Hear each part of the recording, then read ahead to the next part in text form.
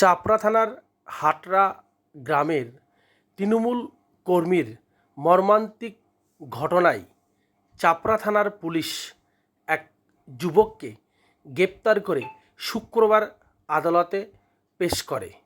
বিচারক তাকে 10 দিনের পুলিশ হেফাজতের নির্দেশ দেন। ধৃত ওই যুবকের নাম নাজিম শেখ। তার বাড়ি চাপড়া থানার হাটরা এলাকায়।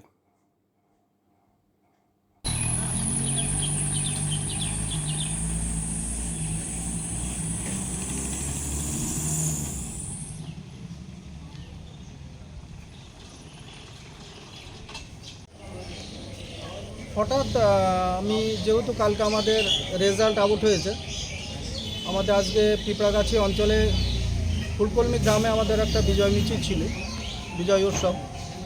তো সেখানে ছিলাম, হঠাৎ খবর পেলাম যে একটা মার্ডার হয়েছে। তারপর আমরা হসপিটালে পৌঁছেছি, দেখলাম যে মার্ডারটা ওনার বাড়ি হাটরাতে, ওনার নাম মসলিম শেখ এবং তৃণমূল কংগ্রেসের সমর্থন উনি করতেন, এটা আমরা জানি।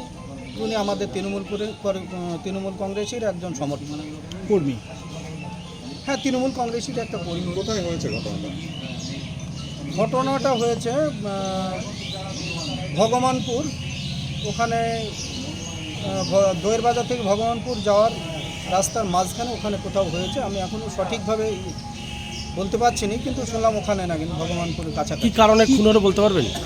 না, এটা আমাদের পক্ষে এখন সম্ভব নয় কী কারণে খুন হলো সেটা বলার। পরিবার কিছু জানাচ্ছে আপনাদের কাছে? না, এখনও পর্যন্ত পরিবারের সঙ্গে আমাদের সেইভাবে কথা হয়নি।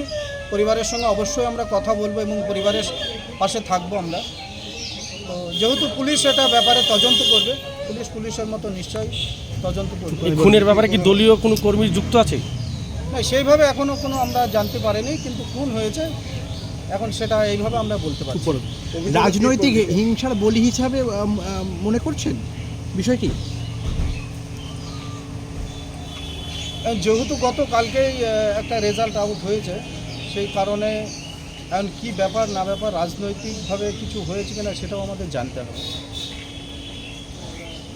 অভিযোগের তীর কোন দিকে যাচ্ছে? না, এখনও এইভাবে আমরা বলতে পারছি না, যেহেতু প্রশাসন সেটা তদন্ত করে দেখবে। যার পরিবার আছে, পরিবার যেটা অভিযোগ করবে তার ভিত্তিতেই প্রশাসন তদন্ত করবে। যিনি মারা